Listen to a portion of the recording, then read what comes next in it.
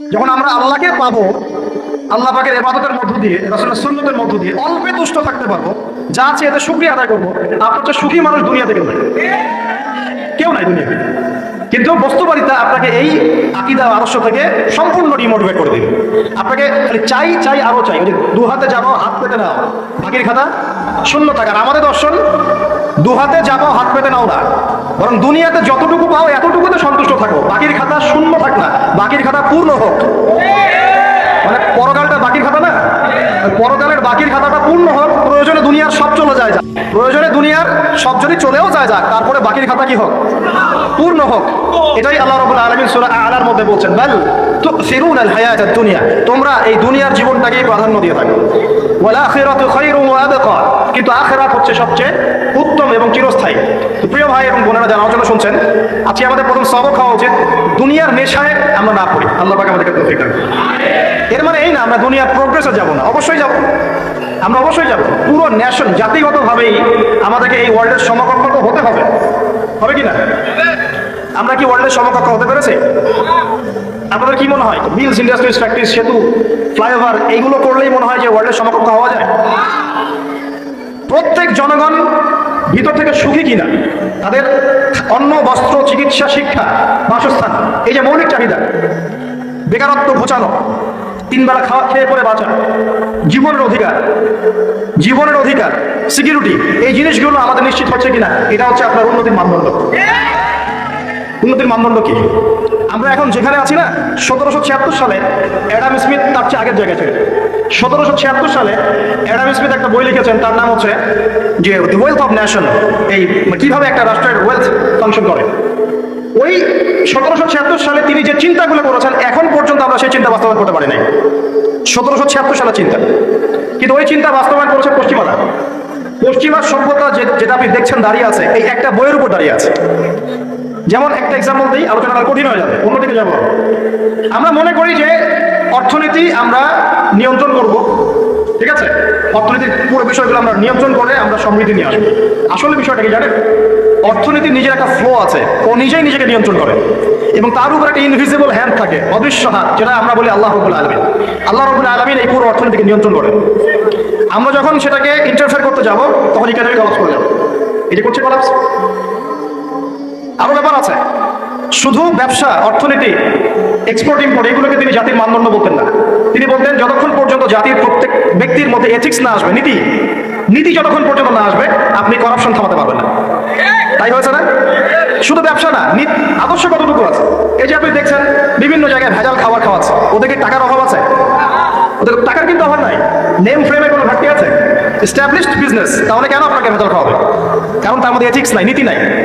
এই জন্য জাতির প্রত্যেক সদস্যকে, মানে প্রত্যেক জনগণের প্রত্যেককেই এক নীতিগত শিক্ষা দেওয়া উচিত। আর এই কাজটাই করে ইসলাম, বলে সুবহানাল্লাহ। এই এথিক্স এবং নীতি শেখায় কে? ইসলাম। ইসলামের চেয়ে সার্বজনীনভাবে এবং যুগোপযোগীভাবে কেউ এথিক্স শেখাতে পারবে না। কাগজে কলমে অনেকে অনেক কথা বলতে পারে, প্র্যাকটিক্যালি শেখাবে কে? ইসলাম।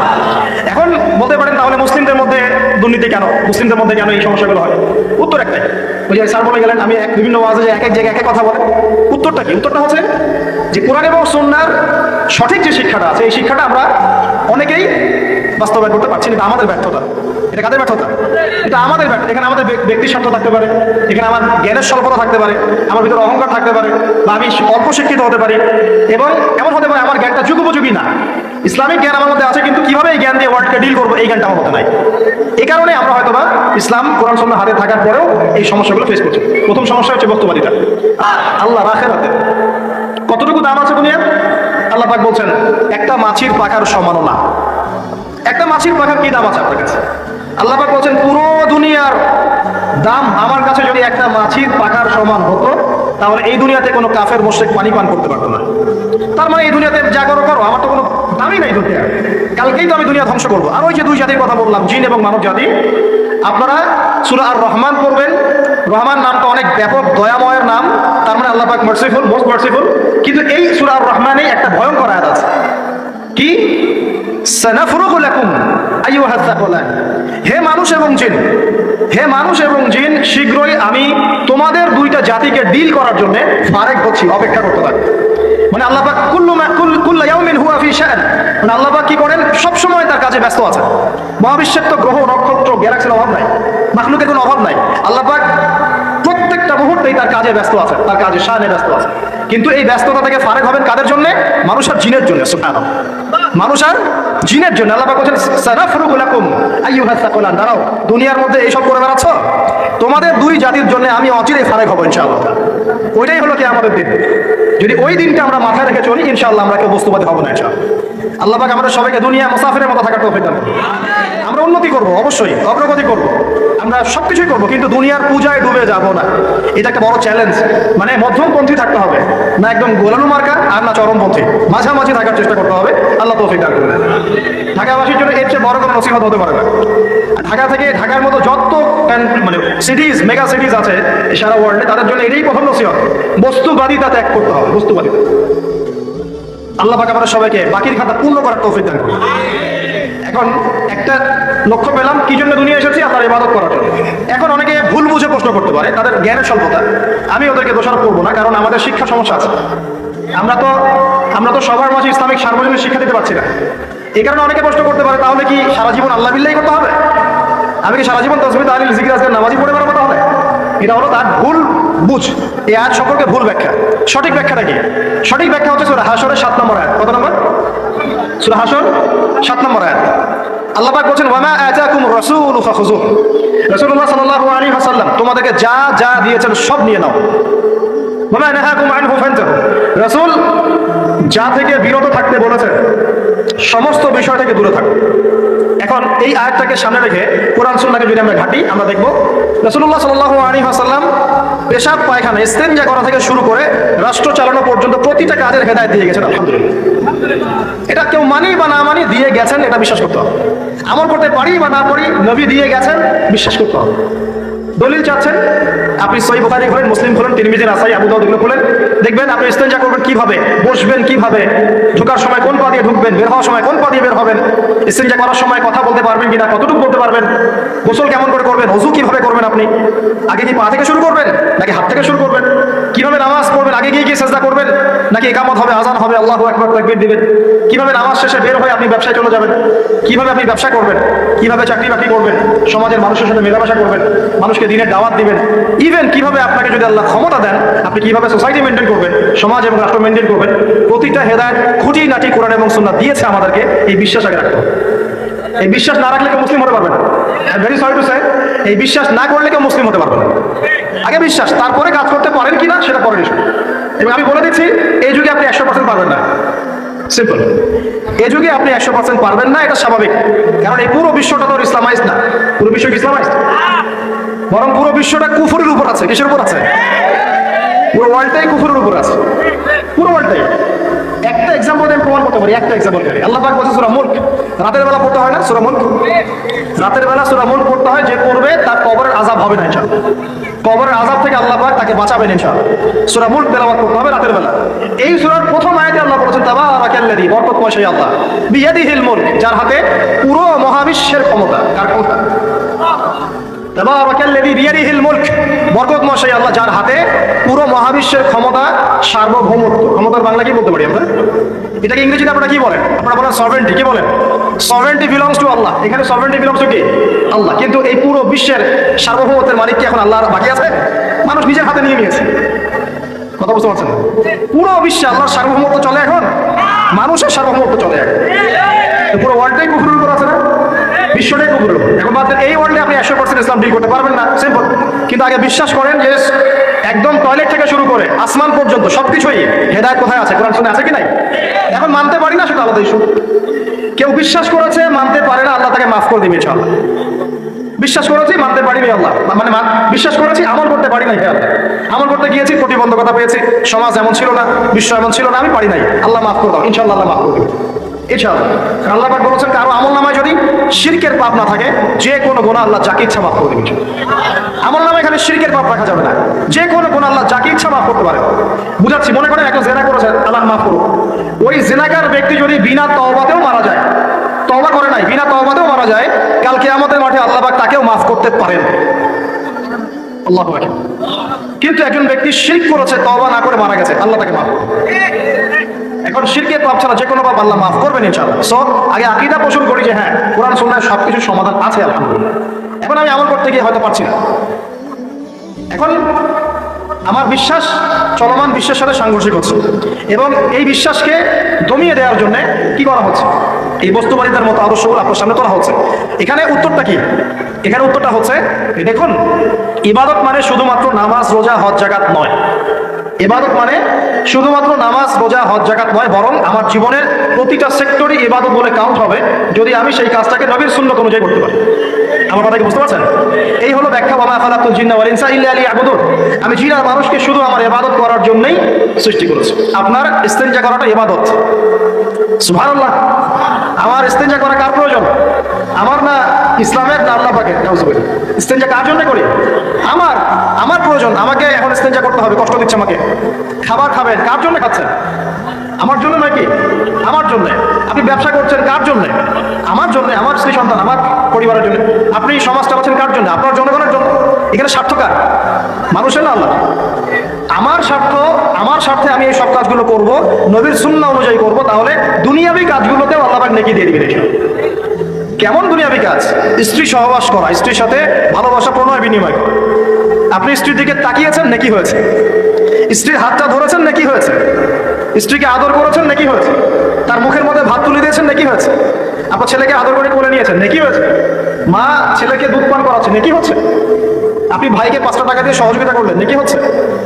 একজন এসে বসতে পারছে না, জায়গা ছেড়ে দিলেন, নেকি হচ্ছে। ইভেন রাস্তায় হাঁটছেন, এক মুসলিম ভাইয়ের সাথে সাক্ষাৎ হলো, সালাম দিলেন, মুচকি হাসি দিলেন, নেকি হয়ে গেল।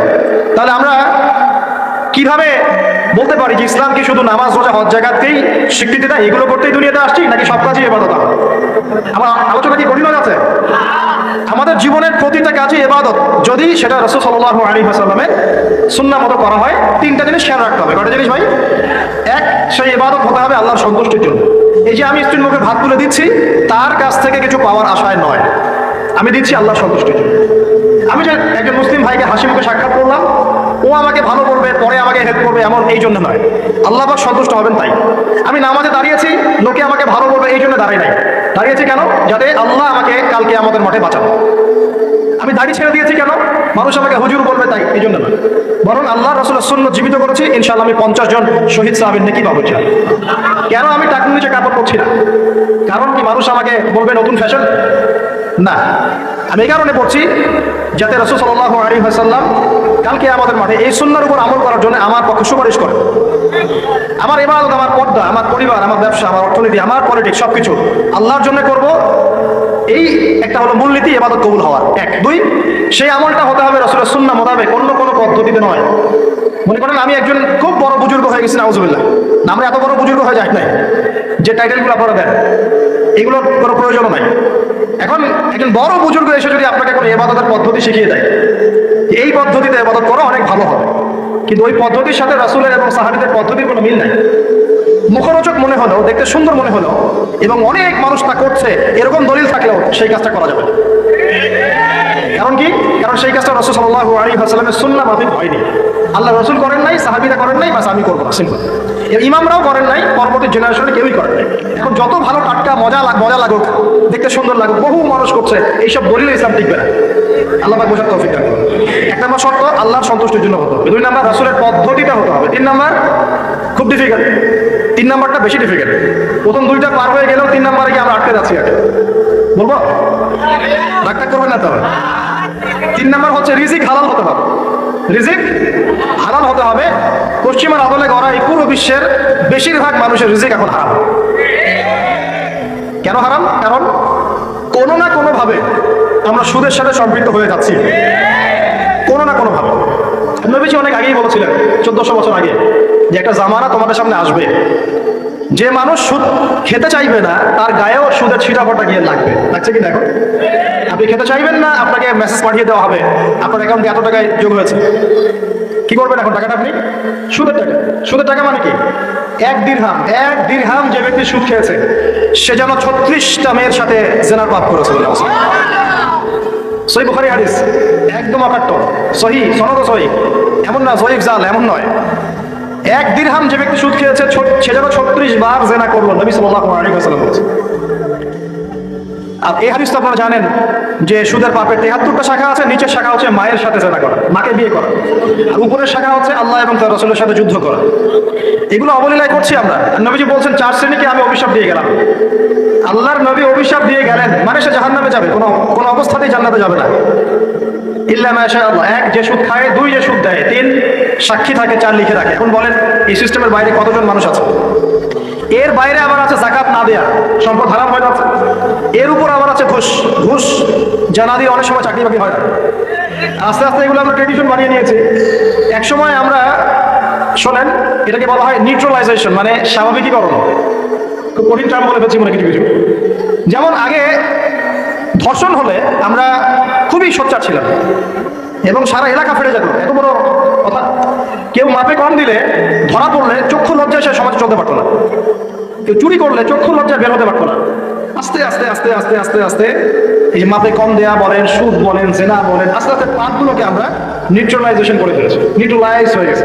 হ্যাঁ, ধর্ষণ ডেইলি 4-5টা হয়, সবাই। হ্যাঁ ভাই, জেনা তো সবাই করে, বয়ফ্রেন্ড গার্লফ্রেন্ড মিক্সিং আছে, আমি করলে সমস্যা কি? ওর তো 4টা, আমার তো মাত্র 1টা। ওর চেয়ে আমি ভালো। ওর 5টা বয়ফ্রেন্ড, আমার তো 1টা। ওর 4টা গার্লফ্রেন্ড, আমার তো 1টা। আমি তো ভালো। আমার ছেলে খুব ভালো, শুধু মাঝে মাঝে ড্রিঙ্কস করে, ব্যাপারটা এরকম আর। তো এই যে পাপকে নিউট্রালাইজেশন করা হচ্ছে আস্তে আস্তে, স্বাভাবিকীকরণ। এই ফ্লোতে আমরা মোটামুটি সবাই পড়ে গিয়ে এখন রিজিক হারাম হয়ে যাচ্ছে। ঘুষ দিতে হয়, চাকরি হবে না। আবার দেখেন জাকাত না দেওয়ার মধ্য দিয়ে রিজিক হারাম করে ফেলছি, সুদ খাওয়ার মধ্য দিয়ে করছি, ঘুষ নেওয়ার মধ্য দিয়ে করছি, কোনো ক্ষেত্রে করাপশন, অন্যের সম্পদ আত্মসাতের মধ্য দিয়ে করছি। এর বাইরে যারা ব্যবসা করছি, আমরা যে দুধে দেওয়া তুলছি পাতা এমনও নয়, কোনো সময় মাপে কম দিচ্ছি। এই যে টাটকা জিনিস বলে ভেজাল খাওয়াচ্ছে, 3 দিনের বাসি তেল দিয়ে ইফতার রান্না করে খাওয়াই দিবে, বলবে একদম টাটকা জিনিস। রমজান মাস আসছে সামনে না, কত যে মানুষ বের হবে যারা তারাবির নামাজ পড়বে একদম 20 রাকাত, ওখানে রাকাত দিয়ে ঝগড়া হবে। ঠিক ওরাই যখন দেখবেন বিকালে দুপুরে ইফতার বিক্রি করবে, বিভিন্ন পণ্য বিক্রি করবে, দেখবেন যে দুনিয়ার বাসি পচা আপনাকে খাওয়াই দেবে। এই শ্রেণীর মানুষের ধারণা যে লা ইলাহা ইল্লাল্লাহ শুধু মসজিদে আছে, বাজারে নাই।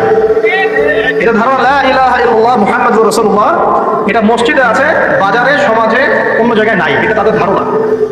তাদের এই ধারণা অচিরেই ভাঙবে যখন মৃত্যুর দূত চলে আসবে।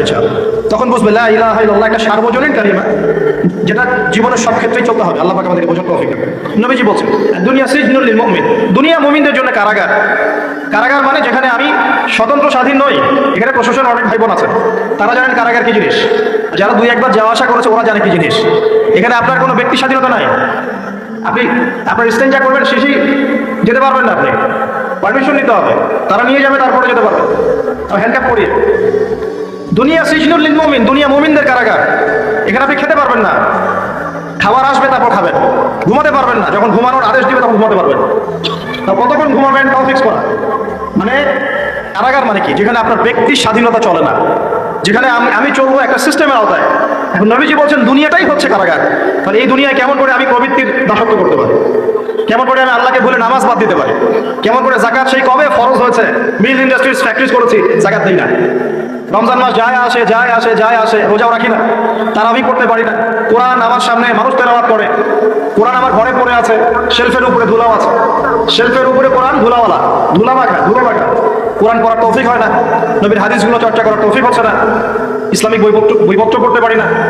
এই কারাগারের জীবনে বসেই আমি একটা মেয়ের পিছনে দৌড়াচ্ছি, মাদক খাচ্ছি, জেনা করছি, কোনো সময় ধর্ষণ করছি, কোনো সময় সুদ খাচ্ছি, ঘুষ খাচ্ছি, দুর্নীতি করছি, এই কারাগারের জীবনে বসে, যেখানে আমার কোনো ব্যক্তি স্বাধীনতা নাই। তাহলে কারাগারের জীবনের মেয়াদ যখন শেষ হবে, যখন তাকে এখান থেকে বের করে নিয়ে আসা হবে, অর্থাৎ মৃত্যু, তখন তার সাথে কিরকম রিমান্ডে আচরণ করা হবে এটা ভালো করে বুঝে নেন। এখন নবীজি বলছেন দুনিয়া সিজনুল লিল মুমিন ওয়াল জান্নাতু লিল কাফির, কাফেরদের জন্য, মুশরিকদের জন্য এই দুনিয়াটা হচ্ছে জান্নাত। জান্নাত মানে কি? যা ইচ্ছা তাই করতে পারবো। জান্নাত মানে কি? আপনি চাচ্ছেন আল্লাহ আমি এখন একটা খামর চাই, শরাব, আপনার সামনে হাজির, চিন্তা করার সাথে সাথে। জান্নাত মানে কি? আল্লাহ আমি আপনাকে দেখতে চাই, আল্লাহকে আপনি দেখতে পারবেন। জান্নাত মানে কি? আপনি মধুর নহর, দুধের নহর, পানির নহর, শরাবের নহর, হুরে ঈন চতুর্দিকে ঘোরাফেরা করছে। একজন নিম্নমানের জান্নাতি, মানে সবচেয়ে শেষের দিকে যারা জান্নাতে যাবে, তাদের সাথেই 2 জন করে হুরে ঈন। আহাল পরিবার তো আছেই, গিলমান পানপাত্র নিয়ে চারপাশে ঘোরাফেরা করবে। জান্নাত মানে কি? যেখানে যা ইচ্ছা তাই করা যাবে, বলার কেউ নাই, বাধা দেওয়ার কেউ নাই, সেখানে কোনো মৃত্যু নাই, সেখানে কোনো অহেতুক কথাবার্তাও নাই, কোনো গান গল্প নাই, কোনো মিথ্যা নাই, কষ্টের ক্লেশ মাত্র নাই। থুতু ফেলতে হবে না। জান্নাত মানে থুতু ফেলতে হবে না। জান্নাত মানে হাঁচি হবে না, নাক ঝাড়তে হবে না। জান্নাত মানে ইস্তেঞ্জা, পেশাব পায়খানা করার টেনশন নাই। মানুষ খাবার খাবে, একটা ঢেকুর তুলবে, ব্যাস খাবার হজম হয়ে গেছে। আর জান্নাতের সবচেয়ে বড় বিষয়টা কি? আল্লাহ পাককে আমরা এই চোখ দিয়ে দেখতে পাবো ইনশাআল্লাহ। তার সমকক্ষ একটা বিষয় হচ্ছে আল্লাহ পাক বলে দিবেন যে আমি তোমাদের সবার উপর সন্তুষ্ট হয়ে গেলাম, যাও কোনোদিন অসন্তুষ্ট হবে। এখন আপনি যত কিছুই করেন এই বস্তুবাদী জীবনে, মনে একটা ভয় থেকে যাবে। আপনি বিশ্ব নেতা হয়েছেন, বড় শিল্পপতি হয়েছেন, পলিটিশিয়ান হয়েছেন, ইকোনমিস্ট হয়েছেন, মনে একটা ভয় থেকে যাবে যে মরতে আমাকে হবেই, আল্লাহ আমাকে ধরবেই, হিসেব আমাকে দেওয়া লাগবেই, কবরে আমাকে একাই যাওয়া লাগবেই, আমাকে কিয়ামতের মাঠে দাঁড়াতে হবে আল্লাহর সামনে। মনে একটা ভয় কাজ করে, যদিও বাইরে মানুষ দেখায় যে কোনো ভয় নাই। মানুষ বাইরে অভিনয় করে, মানুষ সমাজের মানুষের সাথে বাইরে একটা অভিনয় করে। কোনো কোনো ক্ষেত্রে আমরা নিজেরাই নিজেদের সাথে অভিনয় করি। কথা সাহিত্যিক হুমায়ুন আহমেদের নাম শুনেছিলেন? শুনেছেন? ইন্তেকাল করেছেন। একটা সময় ছিল আমরা স্কুলে পড়তাম, কলেজে পড়তাম, মাঝে মাঝে টুকটাক এ ধরনের বইপত্র পড়া হয়েছে। হিমু, মিসির আলী এইসব পড়া হয়েছে। শরৎচন্দ্র, বঙ্কিমচন্দ্র, রবীন্দ্রনাথ, নজরুলের কবিতাগুলো, ইভেন শেক্সপিয়ার, অ্যাডাম স্মিথ সহ, যিনি অর্থনীতির জনক। যাই হোক, তিনি তার বইয়ের মধ্যে লিখেছিলেন যে এই পুরো দুনিয়াটা হচ্ছে অভিনয়ের মঞ্চ।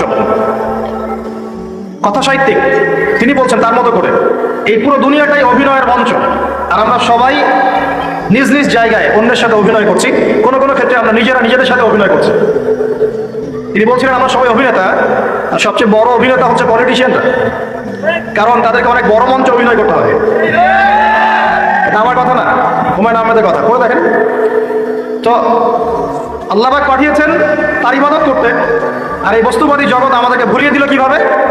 কয়েকটা প্রলোভন দিল। প্রথম প্রলোভন হচ্ছে টাকা, তারপরে জীবনে কি করব, প্রতিষ্ঠিত হওয়ার চিন্তা, তারপরে চাই চাই আরো চাই, এই একটা আকীদা দর্শন, তারপরে আমার স্ত্রী সন্তান আহার পরিবার কি হবে, আর আরেকটা দর্শন আছে, এটাকে বলে চারবাক দর্শন। এবং দুঃখের সাথে বলতে হয় আমাদের রবীন্দ্রনাথ ঠাকুর কিন্তু এই দর্শনের মানুষ ছিলেন। চারবাক কিরকম? তার কবিতা পড়লে দেখবেন লিখে আছে, দু হাতে যা পাও হাত পেতে নাও, দু হাতে যা পাও হাত পেতে নাও, বাকির খাতা শূন্য থাক, বাকির খাতা শূন্য থাক। ঠিক চারবাক দর্শন। ফিলোসফি পড়েছেন, এখানে অনেক টিচারও আছেন আমি জানি, তারা এই কথাগুলো বুঝবেন। চারবাক দর্শন কেমন?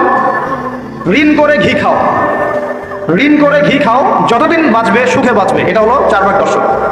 তো দু হাতে যাবো হাত পেতে নাও, বাকির খাতা শূন্য থাক, মিল আছে না?